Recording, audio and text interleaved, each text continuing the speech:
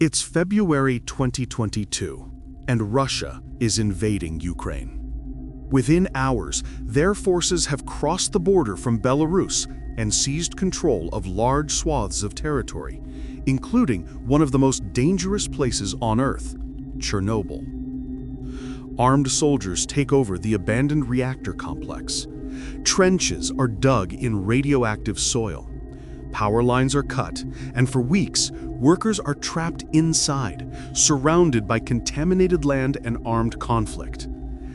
It may seem like just another piece of territory caught in war, but Chernobyl isn't just a ruin. It's the site of humanity's worst nuclear disaster.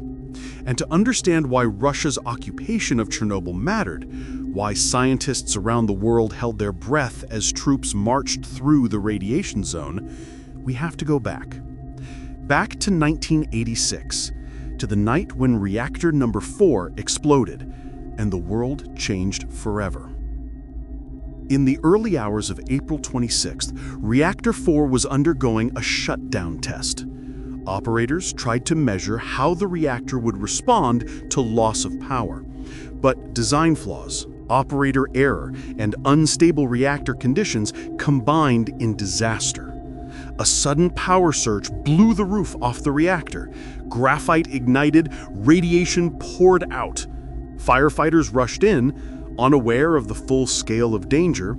Some died within weeks. Many more suffered long-term illnesses. Children born far from Chernobyl carried radioactive isotopes in their bodies.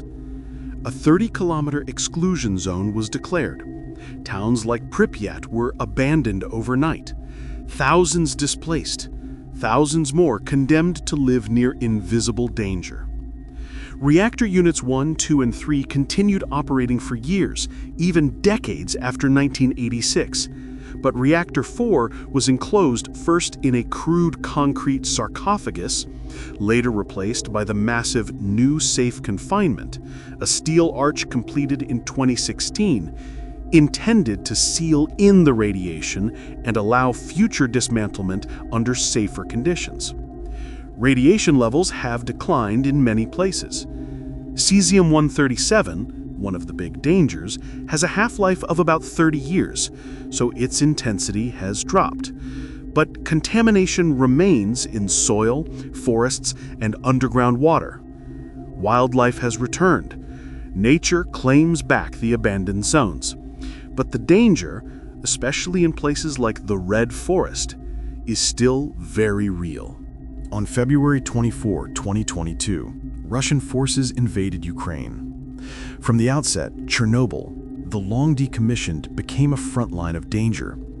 Russian troops crossed into Ukraine from Belarus, and one of their first captured territories was the Chernobyl exclusion zone, including the nuclear plant. The occupation lasted several weeks. During that time, Russian military vehicles dug trenches in highly contaminated soil, moved heavy armored equipment through the zone, and disrupted the topsoil in the exclusion zone. That stirred up radioactive dust. Gamma radiation spikes were detected in some areas. Workers at the plant were trapped. Personnel could not rotate. Supplies were limited. Some stated that they had to convert offices into makeshift rest spaces, showers, washing areas. Radiation monitoring was more frequent. The IAEA, International Atomic Energy Agency, described the takeover as very, very dangerous and said that the situation had compromised safety, though, for most of the time, radiation levels remained within normal bounds. By the end of March 2022, Russian forces evacuated the site. Control returned to Ukrainian staff. But the damage done was more than just physical. Monitoring labs were damaged, instruments stolen or broken, communication lines disrupted. Power supply to critical systems at times was cut or threatened. Further, in February 2025, a drone strike hit the new safe confinement, the gigantic arch constructed to contain Reactor 4. A Russian combat drone, carrying a high-explosive payload, struck the containment shell. The outer steel cladding was penetrated, insulation layer beneath caught fire, though the inner shell remained intact. Radiation levels reportedly did not increase to dangerous levels. However, the damage was serious, and the cost of repairs estimated in tens to potentially hundreds of millions of euros. Additionally, the power supply to the new safe confinement has been cut at times by Russian airstrikes on nearby infrastructure, threatening systems that protect the reactor ruins and spent fuel storage. Because of the war, new procedures have been put in place. A permanent IAEA mission is stationed at the Chernobyl site rather than the usual periodic inspections. Workers must perform week-long shifts. Many lives are disrupted by the inability to rotate regularly or return home nightly. Ukraine has also installed video surveillance, sound sensors, and cameras around the plant to detect movement, drones, or missile threats. The National Guard guards the facility. The exclusion zone remains under threat, from shelling, from drone strikes, from potential negligence under occupation, from damage to key structures like the safe confinement. There is fear that another serious disruption, loss of power, damage to containment arches, failure in cooling systems could lead to radiation leaks. Even though such leaks are not yet recorded, the risk is real.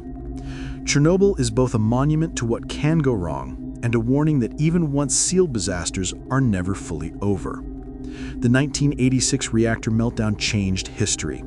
It forced us to confront nuclear risk, contagion, invisible death. Yet decades later, war has undone much of the distance we believed had separated us from that event.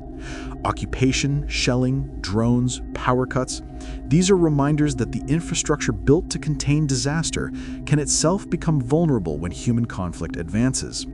The site remains radioactive, fragile, and always under threat. The safety of the No. 4 reactor now rests not just on engineering, but on geopolitics, war zones, supply lines.